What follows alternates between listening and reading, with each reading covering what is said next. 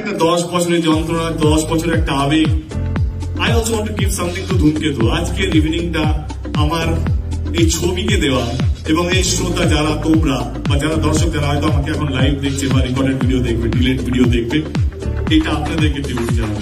Thank you so much. আজকের দিনটা এরকম ভাবে আমাদের সঙ্গে মানে কি বলবো সেলিব্রেট করার জন্য থ্যাংক ইউ সো মাচ।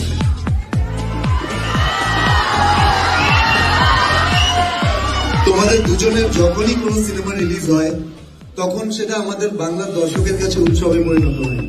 আর ধূমকেতু বাংলার সবচেয়ে বড় উৎসব, সেটা প্রমাণ করে দিয়েছো তোমরা সবাই। তাই তো বাংলার সবচেয়ে বড় উৎসব এখন ধূমকেতু। আমি প্রশ্নে যাই। প্লিজ প্লিজ, কঠিন প্রশ্ন করো না। কঠিন দুজনেরই সংসার আছে। কঠিন না, মন থেকে। না দেবদা, আমি শুনছিলাম তুমি বলছিলে যে এতদিন পর দেখা হচ্ছে, দেখা হলে কি কথা বলবো, তো দেখা হলো, কি কথা বললে প্রথমে? হ্যাঁ, শুভশ্রীকে। সত্যি কথাটা বলবো না অ্যাক্টিং করবো? না সত্যি বলো, সত্যি বলবে তো? আমি ওর ইন্টারভিউগুলো দেখছিলাম, আমরা আলাদা আলাদা ইন্টারভিউগুলো দিয়েছিলাম। আমি ইন্টারভিউগুলো দেখে মনে হলো কি এত গম্ভীর হয়ে যাচ্ছে কেন? যখনই দেব নাম আসছে, ধূমকেতু নাম আসছে, ওকে দেখা হয় একটাই কথা বললাম, একটু হেসো, মানে খারাপ কথাগুলো শুনতে ভালো লাগবে। আমি জাস্ট হাসিটা মিস করলাম, বাকি তুমি কি বলেছো আমার কোনো ইয়ে নেই, বাট একটু হেসে কথা বললেও খারাপ কথাগুলো শুনতে ভালো লাগবে। তাই তো বলেছি। তুমি কি বলেছো? মানে এই আনসারটাতে আমি জয়েন করতে পারি? হ্যাঁ হ্যাঁ।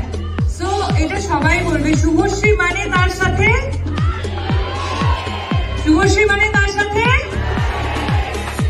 আমি শুভশ্রী মানে তার সাথে কি হাসি বললো? আমি ভালো অন্য করে ছেলের নাম যুক্ত করছিল। আরে না স্পিডে কেমন আর আরে 10 বছর এখন দেব পাল্টাইনি। হ্যাঁ বলো কি বলছিলে? তো আমাকে খুব কম মানুষই দেখেছে যে না হাসতে, তো আমি হাসছিলাম, বোধহয় তুমি দেখতে পাওনি।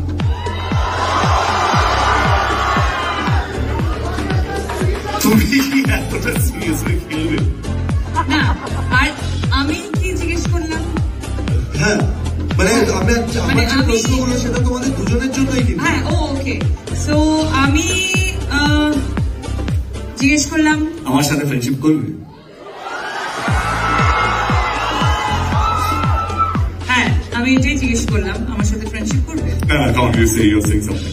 না না এক্স্যাক্টলি আমি এটাই জিজ্ঞেস করলাম যে আমার সাথে ফ্রেন্ডশিপ করবে কিনা। তাছাড়া অফকোর্স যেটা সবসময় সব ইন্টারভিউতেও বা ইন্টারভিউ ছাড়াও যেটা ইন্টারনালি আমরা জানতাম যে ধূমকেতু নিয়ে আমাদের মেকার্সরা কতটা উৎসাহিত ছিল। অফকোর্স তোমাদের সাথে সাথে আমাদের উৎসাহ সবসময় ছিল, আমরা উদ্বিগ হয়েছিলাম। কিছু কিছু প্রবলেমস এর জন্য হয়তো এতটা বছর টাইম লেগে গেল, বাট অবশ্যই আমি প্রথমবার দেখা করে এটাই বললাম যে কেমন লাগছে, ফাইনালি ধূমকেতু আসছে, কেমন লাগছে।